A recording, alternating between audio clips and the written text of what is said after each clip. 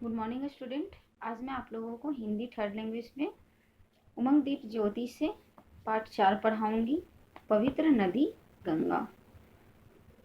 इस पाठ में पवित्र नदी गंगा के बारे में वर्णन किया गया है कि किन किन स्थानों पर गंगा का कौन कौन सा नाम रखा गया। इस पाठ को पढ़कर हम लोग जानेंगे और गंगा कहाँ कहाँ स्थित है। मैं एक नदी हूँ, लोग मुझे भारत की सबसे महान और पवित्र नदी मानते हैं। मेरा नाम गंगा है। इस पाठ में गंगा अपने बारे में बताती है कि मैं एक नदी हूँ, लोग मुझे भारत की सबसे महान और पवित्र नदी मानते हैं। गंगा को क्या लोग क्या मानते हैं? सबसे पवित्र नदी मानते हैं, ठीक है, और महान। मेरा उद्गम हिमालय की गंगोत्री हिमानी से हुआ है। मतलब गंगा का विकास कहाँ से हुआ है? गंगा का निकास हिमालय की गंगोत्री हिमालय से हुआ है, हिमानी से। मैं गोमुख नामक स्थान पर इसी हिमानी से निकलती हूँ। इस स्थान पर मेरी धारा नन्ही और पतली है। जब गंगा हिमालय गोमुख नामक स्थान पर हिमानी से निकलती है तो उसकी धारा कैसी रहती है? नन्ही और पतली रहती है, ठीक है। यहाँ लोग मुझे भागीरथी कहते हैं। उसको वहाँ गंगा को किस नाम से बुलाते हैं? भागीरथी के नाम से।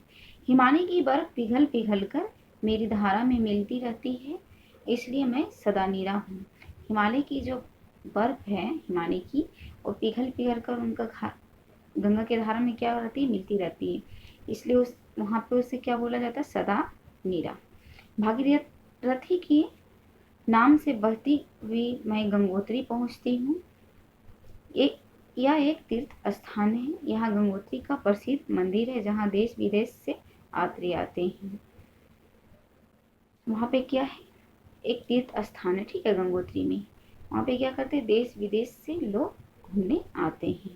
वे मेरे अत्यंत ठंडे और निर्मल जल में स्नान करते हैं। जो जब भी कोई तीर्थ स्थल जाता है तो क्या करता है? बहुत बहुत लोग क्या करते हैं? वहाँ पे स्नान करते हैं, मतलब नहा धोवा कर वहाँ पूजा पाठ करते हैं, ठीक है।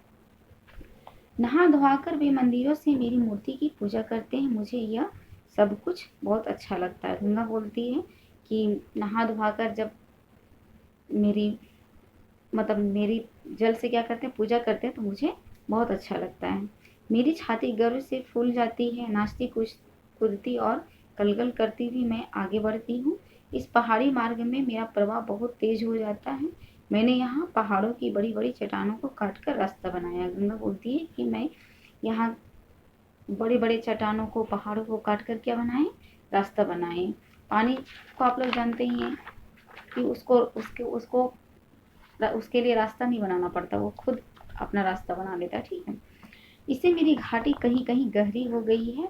यहाँ बड़े बड़े पत्थर मेरी धारा में लुढ़क कर आ जाते हैं। बल खाती और शोर मचाती मैं देवप्रयाग पहुँचती हूँ। गंगा बोलती है कि यहाँ बड़े बड़े पत्थर क्या होते हैं? मेरे धारा में लुढ़क लुढ़क कर आ जाते हैं, लेकिन फिर भी हम आगे की ओर बढ़ते हैं और बढ़ते बढ़ते कहाँ बढ़ती है? देवप्रयाग में पहुँचती है।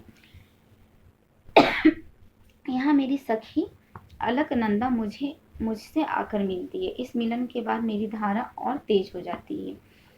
देवप्रयाग के बाद लोग मुझे गंगा के नाम से पुकारते हैं। देवप्रयाग के बाद लोग उस नदी को क्या पुकारते हैं? गंगा के नाम से पुकारने लगते हैं, ठीक है। गंगा के नाम से मैं ऋषिकेश पहुंचती हूँ। यहाँ मेरी धारा पर तारों से बना एक पुल है जिसका नाम लक्ष्मण झूला है। गंगा बोलती है कि मैं गंगा के नाम से ऋषिकेश पहुंचती हूँ। यहाँ मेरी धारा क्या होता है? तारों के जैसा बना रहता है, जिसका नाम क्या है? लक्ष्मण झूला, ठीक है। यात्रियों के चलने से यह पुल हिलने डुलने लगता है। यहाँ अनेक भव्य मंदिर हैं। वहाँ पे क्या है? अनेक सुंदर सुंदर मंदिर हैं।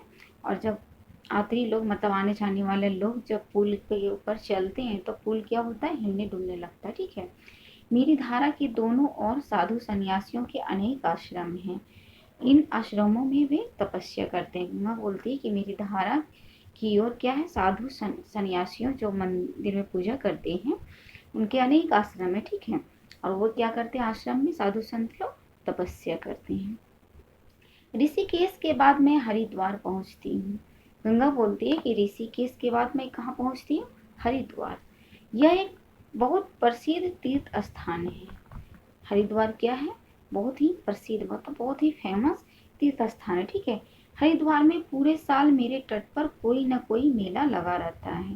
गंगा बोलती है कि हरिद्वार पर मेरे तट पर मतलब मेरे गंगा के किनारे क्या रहता है, कोई न कोई वहाँ पे मेला लगा रहता है, लेकिन इनमें कुंभ का मेला सबसे बड़ा होता है। कुंभ का मेला है जो सभी लोग जानते हैं, आप लोग भी जानते हो, कुंभ का मेला जो क्या होता है सबसे बड़ा मेला होता है। ठीक है, यह प्रत्येक 12 वर्ष बाद लगता है। कुंभ का मेला 12 वर्ष के बाद ही लगता है, मतलब हर साल नहीं लगता है, 12 वर्ष के बाद एक बार लगता है, लेकिन बहुत बड़ा साल मेला लगता है। कुंभ के मेले में देश के कोने कोने से लाखों लोग आते हैं। हरिद्वार में मेरी धारा से एक नहर निकाली गई है। लोग इसे गंगा नहर कहते हैं।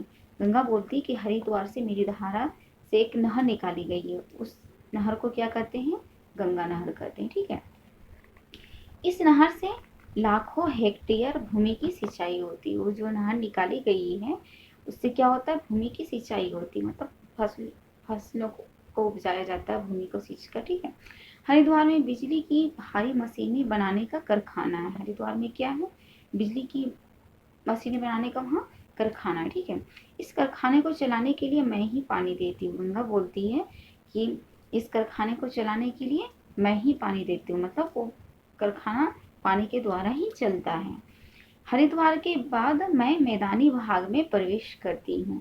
यहाँ मेरी धारा की गति मंद हो जाती है, मतलब बोलती हरिद्वार के बाद क्या करते हैं, मैदानी भाग में प्रवेश करती है गंगा। ठीक है, और वहाँ उसकी जो धारा की गति है, मैंने धारा की जो प्रवाह है वो मंद का मतलब होता है धीमा हो जाता है। ठीक है, धीरे धीरे बहती हुई मैं कानपुर पहुंचती हूँ। उसके बाद हरिद्वार के बाद गंगा कहाँ पहुंचती है, कानपुर। कानपुर उत्तर प्रदेश का प्रसिद्ध औद्योगिक नगर है। कानपुर क्या है, उत्तर प्रदेश का मतलब प्रसिद्ध यानी फेमस औद्योगिक नगर है। ठीक है, वहाँ पे बहुत कल कारखाने हैं। इस नगर में कपड़ा बनाने और चमड़े की वस्तुएं बनाने का अनेक कारखाने हैं। कानपुर में क्या है, कपड़ा और चमड़े की जो वस्तुएं बनती हैं वहाँ पे अनेक कारखाने, मतलब बहुत सारे वहाँ पे कारखाने हैं।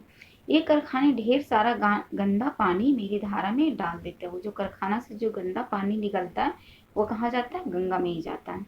कानपुर से चलकर मैं इलाहाबाद पहुँचती हूँ। उसके बाद कानपुर से चलकर गंगा कहाँ जाती है, इलाहाबाद। ठीक है, इस नगर को लोग प्रयाग भी कहते हैं। जो इलाहाबाद में जो नगर है उसको क्या बोलते हैं, प्रयाग बोलते हैं वहाँ पे। यही अमना और सरस्वती से मेरा संगम होता है। गंगा बोलती है कि यहाँ पे अमना और सरस्वती से क्या होता है, मेरा संगम यानी मिलन होता है। ठीक है, संगम पर प्रत्येक 12वें वर्ष कुंभ का मेला लगता है। जहाँ पे गंगा और अमना और सरस्वती जहाँ मिलते हैं वहीं मतलब वहीं नदी के तट पर क्या होता है, 12 वर्ष के बाद जो कुंभ का मेला लगता है। इस मेले में देश विदेश से लाखों यात्री आते हैं। यात्री दिन रात मेरे तट पर ही रहते हैं, मतलब बोलते मेरे गंगा के किनारे ही, मतलब जो आने जाने वाले लोग रहते हैं वहीं पे रहते हैं। कुछ दिनों के लिए मेरे तट पर तंबुओं का एक बड़ा सा नगर बस जाता है। वहाँ पे जो मेला लगता है तो क्या होता है, वहाँ पे सभी लोग क्या करते हैं, सब तंबू लगा लगा कर गंगा के किनारे रहते हैं। प्रयाग से मैं फिर आगे बढ़ती हूँ। निरंतर बहना मेरा स्वभाव है। गंगा का काम क्या है, पानी तो रुकता नहीं है, वो क्या करता है, निरंतर बढ़ता ही जाता है, मतलब हमेशा बहता ही रहता है। ठीक है, बहते बहते मैं वाराणसी पहुंचती हूँ। उसके बाद वहां से गंगा कहाँ पहुंचती है, वाराणसी। वाराणसी को लोग काशी भी कहते हैं। यह प्राचीन ऐतिहासिक नगर है।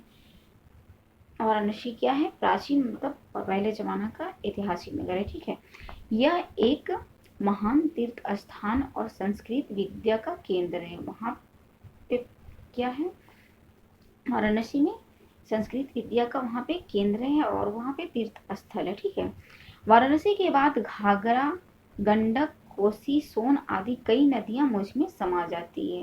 वाराणसी के बाद गंगा में कौन कौन सी नदी समाती है, घाघरा, गंडक, कोसी या सोन। ठीक है, अब मेरा पार्ट बहुत चौड़ा हो जाता है। गंगा का पार्ट जो रहता है वो क्या होता है, बहुत चौड़ा हो जाता है, क्योंकि बहुत सारी नदियां समाने के कारण क्या होता है, उसका क्षेत्र बहुत बड़ा हो जाता है। ठीक है, बिहार राज्य से बहती हुई मैं पश्चिम बंगाल में पहुंचती हूँ। गंगा बोलती है कि बिहार राज्य से बहती बहती मैं कहाँ पहुंचती हूँ, पश्चिम बंगाल में, ठीक है।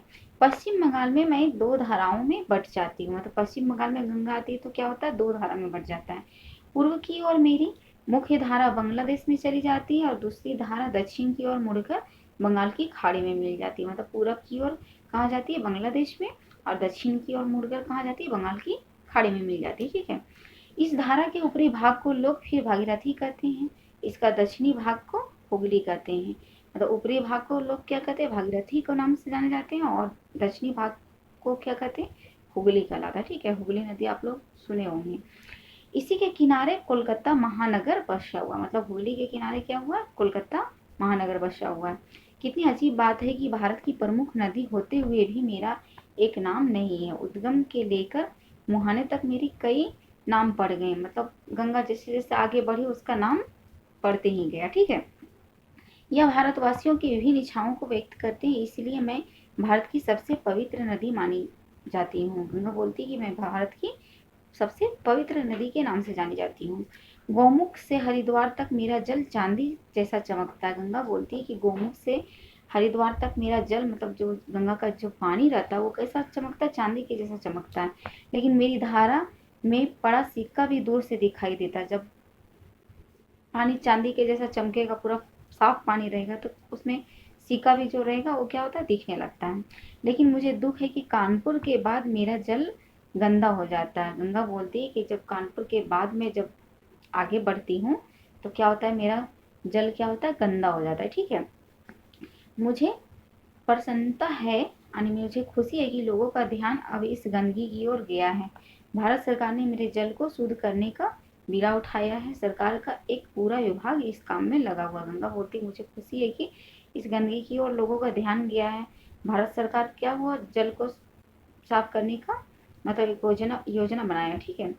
मुझे उस दिन की प्रतीक्षा है जब मेरा जल शुद्ध हो जाएगा और गौमुख से लेकर सागर तक गंगा का जल चांदी के जैसा चमचम करेगा। गंगा बोलती है कि उस दिन की मतलब मुझे इंतजार है, प्रतीक्षा है कि जब मेरा जल शुद्ध होकर गौमुख से लेकर पूरा सागर तक क्या होगा, चांदी के जैसा चमकेगा, ठीक है। तभी सही अर्थों में मैं जीवन दायिनी नदी कहलाऊंगी। वो गंगा बोलती है कि तभी मैं सही अर्थों में, जीवन दायिनी का मतलब होता है जीवन देने वाली नदी कहलाऊंगी, ठीक है। इस पाठ में गंगा खुद के बारे में वर्णन किए, ठीक है। Okay student, thank you.